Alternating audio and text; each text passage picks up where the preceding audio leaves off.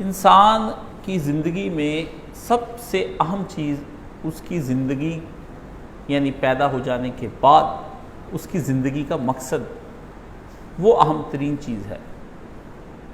جب تک آدمی اپنے مقصد کی معرفت حاصل نہ کر لے اتنی دیر تک آدمی زندگی میں کوئی کام نہیں کر سکتا۔ ہر چیز کا کوئی نہ کوئی مقصد ہے۔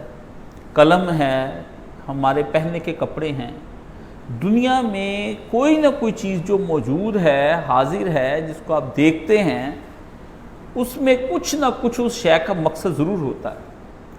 اور انسان میں جو اگر آپ کسی سے پوچھتے ہیں کہ بھائی آپ روزانہ کام کیوں کرتے ہیں، تو وہ یہی کہے گا کہ میں اپنی بقا اور اپنی زندگی کے لیے، اپنی ضروریات زندگی کے لیے، اپنے خاندان کی ضروریات زندگی کے لیے کام کرتا ہوں۔ اگر آپ کسی سے پوچھتے ہیں میاں تم سوتے کیوں ہو، تو وہ آپ کو سونے کا مقصد بھی بتائے گا۔ اگر پوچھتے ہیں کہ آپ یہ کپڑے جو پہنتے ہیں ان کو دھوتے کیوں ہو، تو یہ بھی بتائے گا۔ یعنی مناسب لفظوں میں یہی ہوگا کہ یہ ضروریات زندگی ہیں۔ اسی طرح اس دنیا کے اندر آپ کسی خطے میں چلے جائیں، کسی زبان میں چلے جائیں، کسی جگہ پر بھی آپ چلے جائیں، وہاں پر آپ اس طرح کے ہزاروں سوالات کسی سے کر سکتے ہیں کہ اس کی زندگی کا مقصد کیا ہے۔ مقصد کیا سے مطلب یہ ہے کہ اس کی زندگی کا ہدف کیا ہے، ہدف زندگی جس کو کہتے ہیں وہ کیا ہے، اور آسان کر دیا جائے کہ اس نے اپنی زندگی میں کس جگہ نشانہ لگانا ہے، وہ کون سی جگہ ہے جہاں پر وہ نشانہ لگائے گا تو وہ ایک کامیاب زندگی تصور کی جائے گی۔ اگر وہاں اس کا نشانہ نہیں لگا، چوک گیا، تو وہ کامیاب نشانہ باز نہیں مانا جائے گا، زندگی کا وہ مقصد حاصل نہیں کر پائے گا۔ یہ ایک اہم ضروری ہے۔ اس مقصد کے جاننے کے لیے پوری دنیا کے فلسفیوں نے زور لگا لیا، پوری دنیا کے فلسفیوں نے۔ آپ جب سے یہ فلسفی پیدا ہوئے ہیں، فلسفی وہ لوگ ہیں جو اللہ رسول کو چھوڑ کر خود پیدا ہو جانے کے بعد اس دنیا پر غور و فکر کرنے کے بعد اپنی زندگی میں اپنی زندگی گزارنے کا ایک نقشہ مرتب کر لیتے ہیں کہ آدمی کو اپنی زندگی کا نقشہ کیا رکھنا چاہیے، ان چیزوں کو کس حیثیت سے جو دائیں بائیں ان کو کس طرح اس کا استعمال کرنا چاہیے، ان سے فائدہ کس طرح سے لے سکتا ہے، ان کے ضرر سے کس طرح بچ سکتا ہے، اور میں ان کے لیے کیا مفید ہوں اور یہ میرے لیے کیا مفید ہے۔ یہ ایک فلسفیوں کا گروہ کام یہ کرتا ہے۔ وہ گروہ آج کا نہیں، بڑا پرانا ہے، لیکن یہ دیکھیں کہ سارے کا سارا گروہ جو فلسفیوں کا ہے وہ مضطرب ذہن کا ہے، متذبذب ذہن کا ہے، منتشر ذہن کا ہے، پراگندہ ہے، کھل رہا تے بکھرا جسے کہتے ہیں پنجابی میں، کھل رہا ہوا جو کہتے ہیں نا دیسی زبان میں، وہ ایک بکھرے ذہن کے لوگ ہیں۔ وہ کبھی بھی ایک شکل نہیں بنا سکتے، با مقصد شکل، کبھی بھی ایک با مقصد تصویر زندگی کی آپ کے سامنے پیش نہیں کر سکتے۔ جب بھی وہ کوئی چیز پیش کریں گے یا تو وہ ایسی ہوگی، غیر متوازن ہوگی اور بے رنگ ہوگی، بے نور ہوگی، کہیں نہ کہیں اس کے اندر ضرور کسی حوالے سے کمی رہ چکی ہوگی۔ اس وجہ سے دنیا کے سارے فلسفیوں کا آپ پڑھ لیں، سارے فلسفیوں کا فلسفہ آپس کے اندر ٹکراتا ہے۔ ایک ہی استاد شاگرد ہیں، سقراط اور افلاطون جو ہیں، اور وہ ایک ہی جگہ پر سارے بیٹھے ہیں، ان کے ایک دوسرے کے ساتھ خیالات ٹکراتے پھرتے ہیں۔ آپ جو مرضی کرتے چلے جائیں پوری دنیا کے اندر، بڑے سے بڑے امریکہ کے فلاسفر ٹکرا رہے ہیں فرانس سے، فرانس کے جرمنی سے، جرمنی کے روس سے، اور روس کے یہاں اور یہاں کے وہاں۔ اس لیے طرح طرح کے فلسفے دنیا کے اندر آ گئے، جس کی وجہ سے لوگوں کو سمجھ نہیں آتی کہ ہم اپنی زندگی کا کیا مقصد بنائیں، کون سا طریقہ کار ہے۔ کھانا، پینا، پہننا، اوڑھنا، گھر بنانا اور بچے جننے، یہ کام تو ایک جانور بھی کر رہا ہے۔ تو ایک انسان جو ہے اس جانور سے کس طرح ممتاز اور نمایاں اور پرومیننٹ ہو سکتا ہے کہ جس کی وجہ سے اس کے اور جانور کے درمیان میں فرق آ جائے۔ اس لیے اس پر غور و فکر کرنا بہت ضروری ہے، اور اس حقیقت کا انسانوں کو کوئی علم نہیں، وہ اندھیروں میں تیر مار رہے ہیں، اور اخیر بہت سارے فلسفی یہ کہہ کے مر جاتے ہیں کہ مجھے نہیں معلوم، مجھے اپنی زندگی کا کوئی معلوم نہیں، وہ کیا ہے، اور اس کا وہ کوئی جواب نہیں دے پاتے کہ زندگی کس طرح سے گزارنی چاہیے۔ اس بارے میں جتنا ہم غور و فکر کرتے جائیں گے، ہمیں گہرائی کے اندر جاتے چلے جائیں گے۔ اب یہ مقصد کا نہیں پتہ چلتا کہ مقصد، اچھا جب یہ مقصد پر غور کرتے کرتے ایک آدمی پوری زندگی بسر کر لیتا ہے نا، تو پھر ایک جگہ اس کو جب زندگی کے اندر درپیش مشکلات جب سامنے آتی ہیں، تو وہ پھر دیکھتا ہے کہ اس کی زندگی بے معنی اور بے مقصد ہے. میں کس لیے کما رہا ہوں, کس لیے اتنی محنت کر رہا ہوں, بھاگ دوڑ کر رہا ہوں؟ کیا صرف بچوں کو کھلاؤں؟ لو, بچوں کے کھلانے کے لیے میں اپنے آپ کو زندگی میں بھاگ دوڑ کرتا پھرتا ہوں. کیوں میں ان کو کھلاؤں؟ کس وجہ سے میں نے ان کو پیدا کیا؟ تو مجھے بھی تو کسی نے پیدا کیا ہے, اس سے تو میری زندگی کی مشکلیں دور نہیں کی تھیں, میں ان کی مشکلیں کیوں دور کروں؟ ایک عورت کو میں بیوی کیوں بناؤں اور میں پھر اس کا بوجھ اپنے اوپر کیوں اٹھاؤں؟ ایک دو لمحوں کی چاشنی کے لیے کہ میں نے اس سے تھوڑی دیر لطف اندوز ہونا ہے اور جسم کو ہلکا پھلکا کرنا ہے, اس سے جمع کرنے کے بعد اس کے لیے روٹی, کپڑا, دعا, دارو, بیمار, ہر کام میں اس کا کروں. اس لیے اس کو فارغ کرتا ہوں زندگی سے. میرے لیے طوائف بہتر ہے کہ جب کبھی ہوا 150 اس پہ لگا کے اپنا آپ راضی کر لیا, زندگی گزر. اس لیے وہ جب اپنی زندگی کو بے مقصد پاتا ہے, میننگ لیس پاتا ہے اور بے معنی جب وہ زندگی کو پاتا ہے, تو اس کے لیے زندگی کی کوئی اہمیت نہیں رہ جاتی. اور ایک وقت آتا ہے کہ وہ اپنی زندگی سے سیر ہو جاتا ہے, بھر جاتا ہے اس کا دل زندگی سے. اور جب زندگی سے دل بھر جاتا ہے نا اس کا, تب وہ پھر ایک کام کرتا ہے جس کو اسلام حرام کہتا ہے, وہ سوسائیڈ کر لیتا ہے اور خودکشی کر کے مر جاتا ہے. وہ کہتا ہے یہ زندگی کا کوئی چاشنی نہیں, کوئی مقصد نہیں, اس لیے ہمیں مر جانا چاہیے. اس لیے آپ دیکھتے ہیں کہ جاپان جیسا ملک جس کے اندر کروڑوں لوگ رہ رہے ہیں, ان لوگوں کے اندر حکومت نے یہ طے کر دیا ہے کہ اس ملک کے اندر ترقی ہے, کوئی کرپشن نہیں, کچھ نہیں. یہ آپ لوگ کرپشن سے جان چھڑانا چاہتے ہو, ترقیاں بھی پانی آ جائے, زندگی اچھی ہو جائے, اچھا کھانا پینا.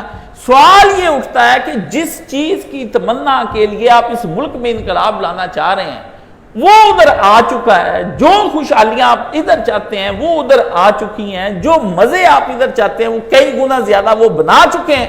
پھر اس کے بعد ان کی مذہبی حیثیت سے اور سیاسی حیثیت سے قانون کیوں پاس ہو گیا کہ بہت سارے لوگ مل کے کلیکٹیولی اجتماعی طور پر سوسائیڈ کر لیں تو ان کو کوئی پوچھ گاچھ نہیں ہوگی اور ان پہ کوئی سختی کسی قسم کی نہیں ہوگی. یہ اصل چیز ہے, یہ پوچھنا یہ ہے. زندگی جب بے مقصد ہو جاتی ہے تو واقعی آدمی کی زندگی کے اندر افسردگی آ جاتی ہے اور وہ واقعی اپنی زندگی کو خود ختم کرنے کے لیے تل پڑتا ہے. اور یہ آپ کی زندگیوں میں بھی آتا ہے, باوجود اس کے کہ آپ مسلمان ہیں. جن کے پاس کوئی خواہشیں پوری ہوتی ان کے شاید ذہن میں نہ آتا, اور جس دن ان کے اوپر کوئی پڑ گئی نا مصیبت, یا فرض کرے دولت مند بھی ہے, کسی معشوق کا عاشق ہو گیا, کسی کا جرانہ لگ گیا, نام ملا, اور وہ نام ملنا اس پہ سوار ہو گیا, تو وہ لڑکے بھی اپنے آپ کو خودکشیاں کر لیتے جن کے پاس بنگلے اور گاڑیاں سب کچھ ہوتا ہے, یا وہ اپنی زندگی میں کوئی اچیومنٹ کرنا چاہتے ہیں, وہ مر جاتے ہیں. اس لیے سب سے پہلی چیز یہ ہے کہ جب انسان کو اپنی زندگی کی مقصد کا کوئی معرفت حاصل نہیں ہوتی وہ خودکشی کر لیتا ہے. سادہ جملہ آپ کی نظر یہی میں نے کر دیا. اور اب یہ ہے کہ عدم معرفت زندگی کا انجام جو ہے نا وہ خودکشی ہے, کہ وہ بندے نے مرنا ہی مرنا ہے, اب اس کے علاوہ کوئی نہیں. یہ ہے. اچھا, اب زندگی کا مقصد کیا ہے, یہ ہم اس کے بارے میں کون طے کرے گا کہ زندگی کا مقصد کیا ہے؟ یہ اصل چیز پوچھنے والی ہے کہ طے کون کرے گا. کیا میں یہ طاقت رکھتا ہوں کہ میں اپنی زندگی کے مقصد کو سمجھنے کی کوشش کروں؟ یہ مجھ میں اتنی طاقت ہے کہ میں اپنا خود ہی اپنا مقصد زندگی کا طے کر لوں؟ نہیں, میرے اندر کوئی ایسی طاقت نہیں ہے کہ میں طے کر لوں. میں کس طرح اپنی زندگی کا مقصد طے کر سکتا ہوں؟ اس کے لیے تو فلسفیوں نے سارے کام کر کے دیکھے جو مجھ سے پہلے گزر گئے ہیں, اور ابھی بھی بڑے بڑے دانشور دنیا کے اندر بیٹھے ہیں, وہ ساری زندگی کا مقصد طے کرتے پھرتے ہیں.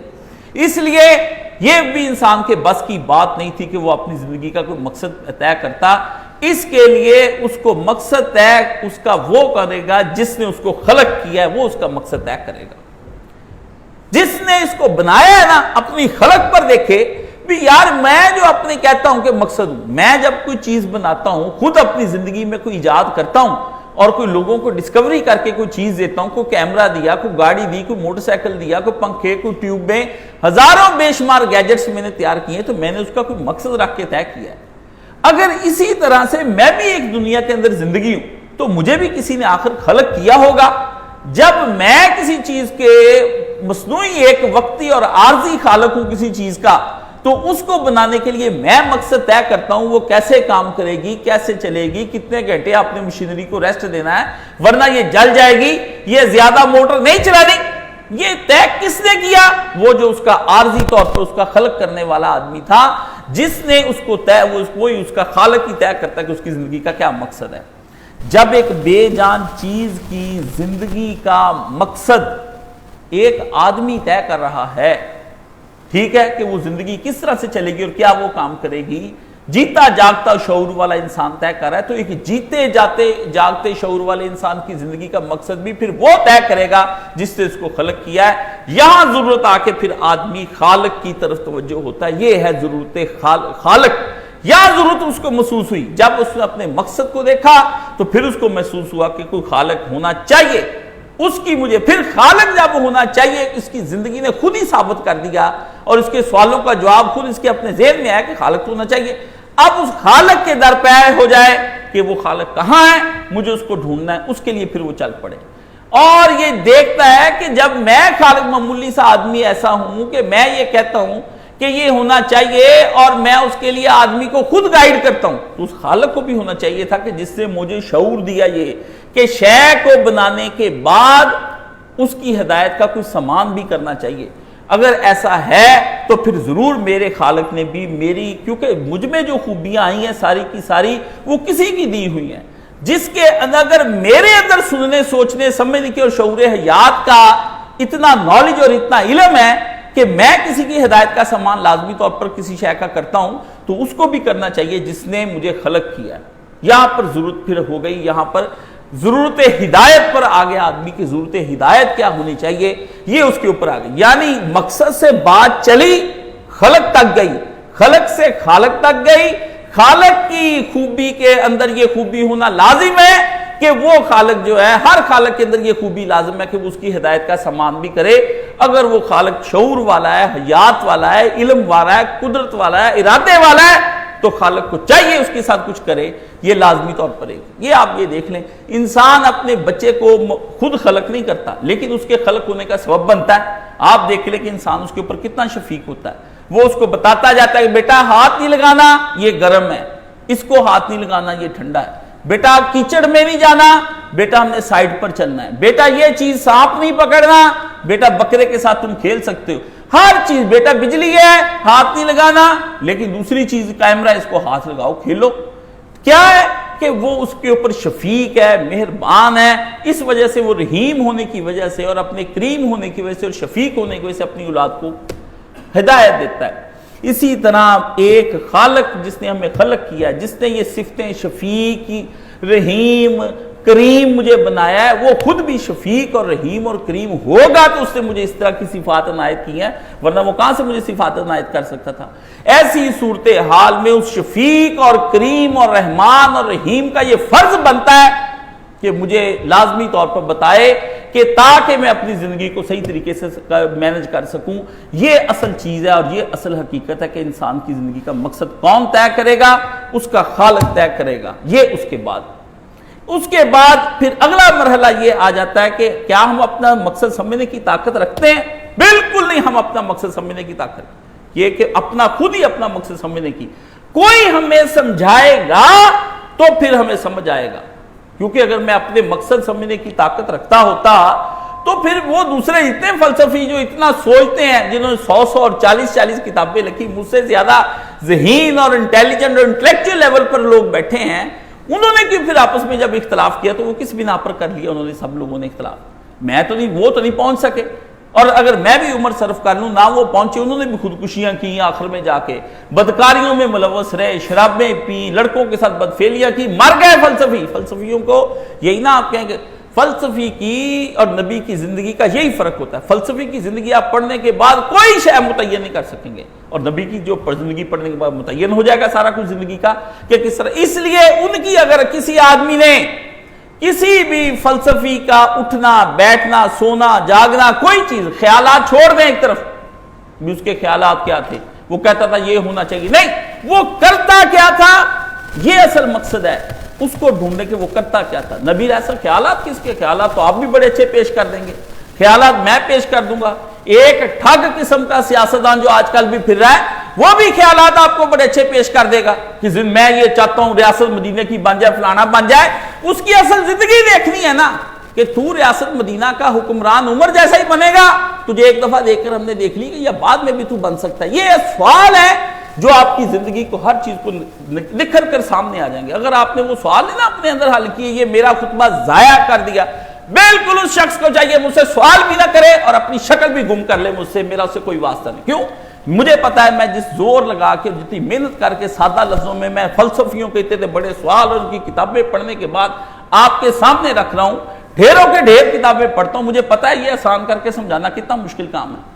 بہت ضروری میرا خطبہ مجھے سمجھنے کے لیے، اس سے پہلے میں نے دیے ہوں یا نہ دیے ہوں، یہ خطبہ انتہائی ضروری ہے کہ کوئی آدمی اس کو اگر نہیں سمجھتا وہ تباہ برباد ہو گیا، میرا سے کوئی رشتہ نہیں ہے، نہ اس کا سوال کرنے کا میرے ساتھ کوئی حق بنتا ہے، میرا وہ اپنا حق کھو چکا ہے، ختم کر دیں۔ یہ مقصد زندگی جب تک متعین ہی نہ ہو جاتا اتنی دیر تک کچھ بھی ہم اس کے ساتھ۔ اسی طرح اگلا سوال جو میں نے اٹھایا بھی، یہ تو خیالات ہر کوئی اپنے پیش کر سکتا ہے، اپنا فلسفہ بڑا شاندار پیش کر سکتا ہے بھی میں یہ چاہتا ہوں کہ انسان کی زندگی کے اندر یہ ہونا چاہیے، یہ ہونا چاہیے۔ وہ خود کیا کر رہا ہے اور کس طرح سے وہ اپنے خیالات پر عمل کر رہا ہے یہ دیکھنا بہت لازمی ہو جائے گا۔ خیالات کا کیا ہے؟ ایک ٹھگ جس طرح ٹھگی کرتا ہے تو ٹھگ کرتا کیا ہے؟ پہلے وہ خیال ہی تو اچھا دکھاتا ہے بندے کو کہ تم اس طرح کی زندگی بسر کرو گے، اس کو لالچ دیتا ہے خوب۔ وہ بزرگوں نے یہ بات کہا نا کہ ٹھگ اٹھ کے دعا صبح اٹھ کے کرتا ہے کہ یا اللہ ساری دنیا کے لوگوں کو لالچی بنا دے، کیونکہ جب تک یہ لالچی ہیں میں ٹھگ بھوکا نہیں مروں گا، میں نے ان کو کسی نہ کسی لالچ اور حرص میں لے آنا ہے، انہوں نے اس چکر میں آ جانا ہے۔ اس لیے ٹھگ کہتے ہیں لالچی زندہ سو ٹھگ بھی زندہ۔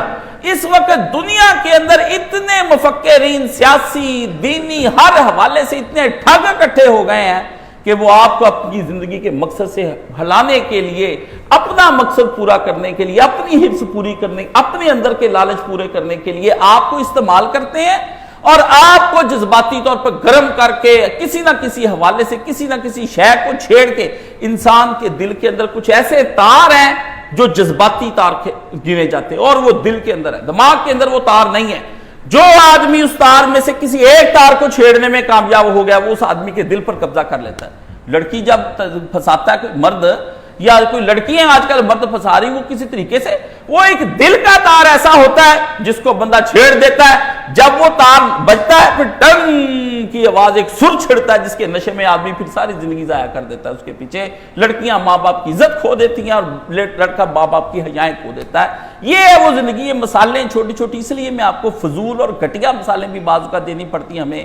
اس کی وجہ یہ ہے کہ دنیا کے اندر اعلیٰ مثالیں اب سیکھنے کا ذوق، شوق اور کچھ بھی نہیں رہ گیا۔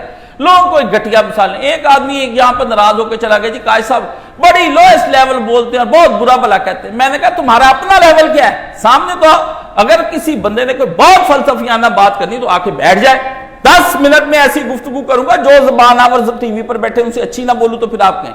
مجبوری یہ ہو جاتی ہے کہ بندوں کو سمجھانے کے لیے عالم کو اگر وہ نچلے لیول پر نہیں آتا تو وہ بھی عالم کوئی نہیں، بالکل وہ عالم نہیں ہے۔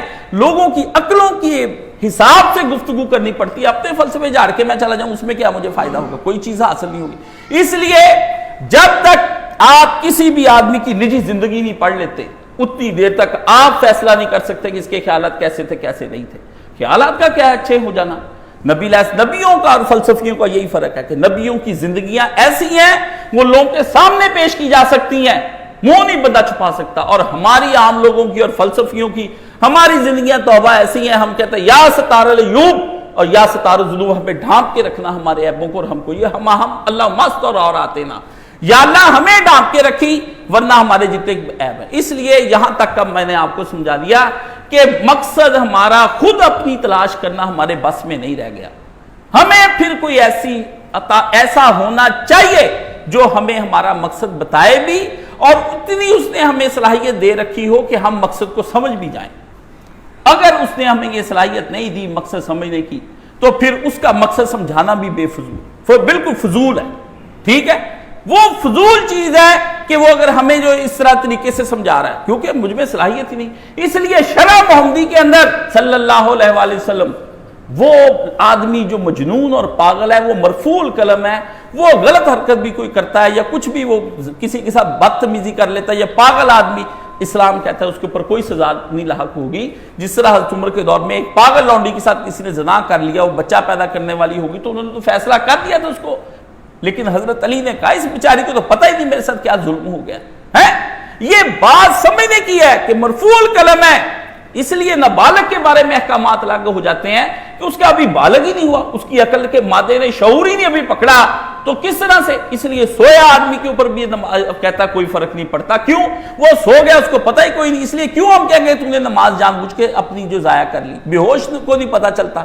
یہ چھوٹی چھوٹی مثالیں صرف میں نے اتنی یہاں، ورنہ بات مقصد والی ساری چلاتا جاتا میں آپ کو، لیکن مثالیں دے دے کے سمجھانا ہے تاکہ بندے کے دل میں بیٹھ کر باتیں بیٹھ جائے.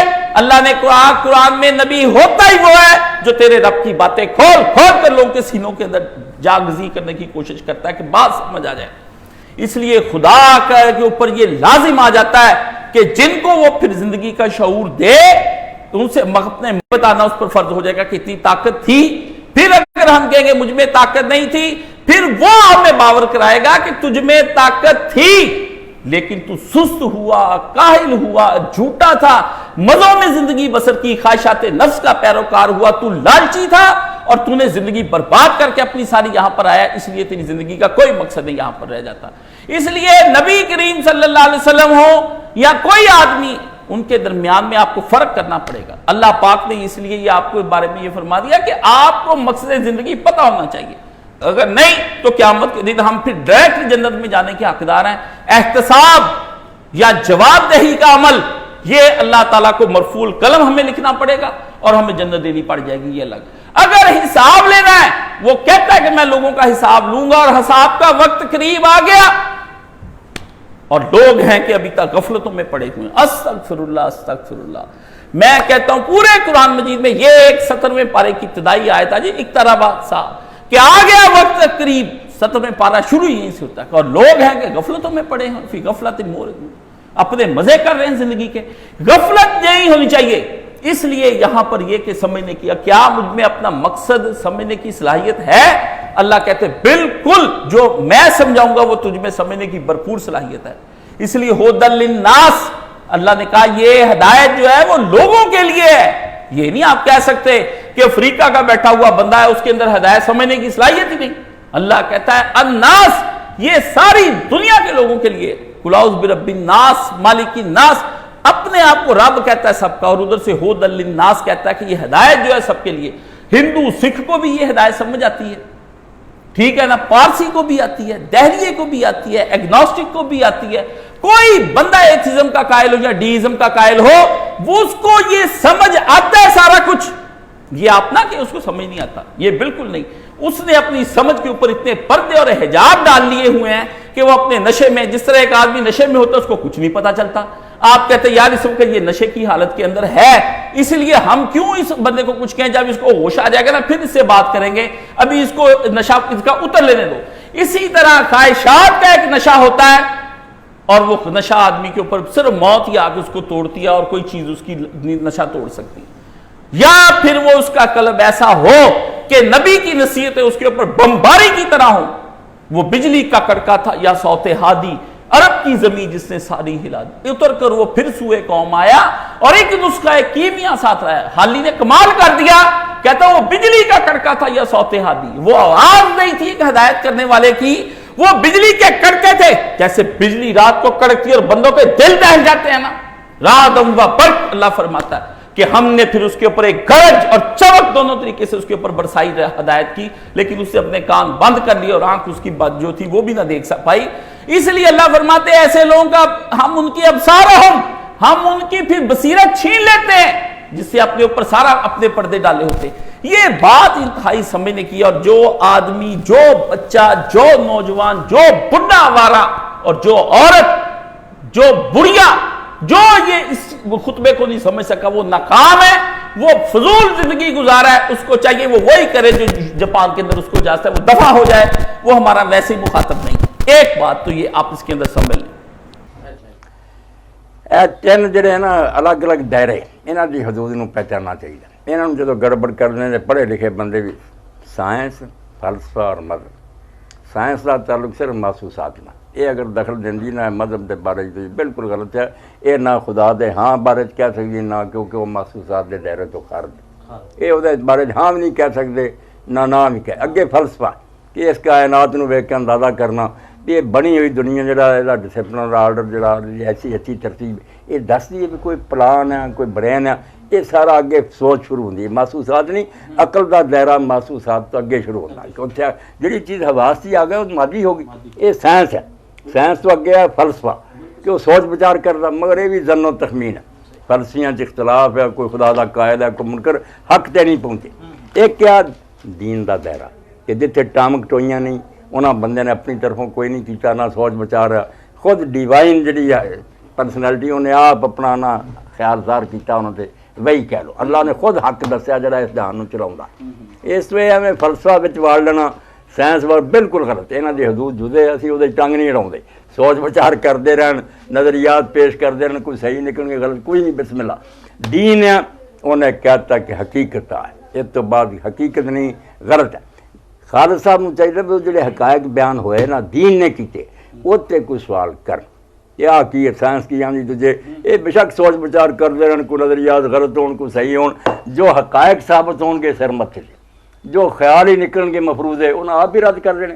مذہب جڑا یا دین شروع ہی اتوں ہوتا ہے جتھے نہ حواس کم دے نہ عقل انسانی کو اندازہ کر سکتی ہے، وہ ماورات طبیعات دنیا وہ بارے عالم غیب انہوں کہہ لو، اس انسین ورلڈ کے بارے خود اللہ دستا نبی دستے، اس تو سوال دین دا صرف نبی دی پہچان تے آ کے رک جاتا کہ جڑا میسنجر ہے اتنے کیویں اعتماد کری، وہ زندگی نو ہر سخت تو سخت معیار جڑا اتنے پرکھو، کدی سچ جھوٹ بولیا، کوئی یہ مفاد ہے، دشمنوں نے اتنے کوئی اعتراض کیتا، جدوں سچا گواہ ثابت ہوئے نا تو جویں سائنسدانوں کی کئی تے انہوں نے علم سے اعتبار کر دیں، حالانکہ جو ساری اکھاں تو پہلاں گزریا بیٹا ساری انسین ورلڈ ہے، تاریخ ہی نا لوگوں دے میں انکار کر دیا کہ میرے جمن تو پہلاں دنیا ہے ہی نہیں، مینوں کون منا سکتا، جی نرا حواستے رہنا وہ خبر ہی ہے نا کہ لوگوں دے ایسا سی من لینا۔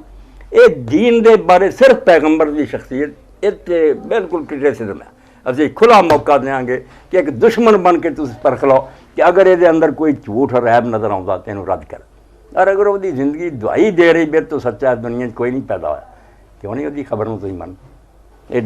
خالد صاحب یورپ گئے ہوں گے، میں نہیں گیا، یہ اگر یورپ کی کوئی اطلاع میں نہیں، میں گل کر رہا ہوں کئی لوگ نہیں، میں صرف ایک مثال دینا کہ کوئی لوگ یورپ جاندے، کوئی سعودیہ جاندے، کئی نہیں گئے، وہ اگر اتنے دی کوئی خبر دین یہ صرف انہیں تو انکار کرنے اسی نہیں ویکھیا، کوئی عقل مند انہوں منوں گا، اگر صرف سنیاں ویکھیاں گلاں مننیاں ہوندیاں تو اکھاں ہی صرف ملدیاں، یہ ذریعہ علم ہوندا، اے کان کیوں ملے؟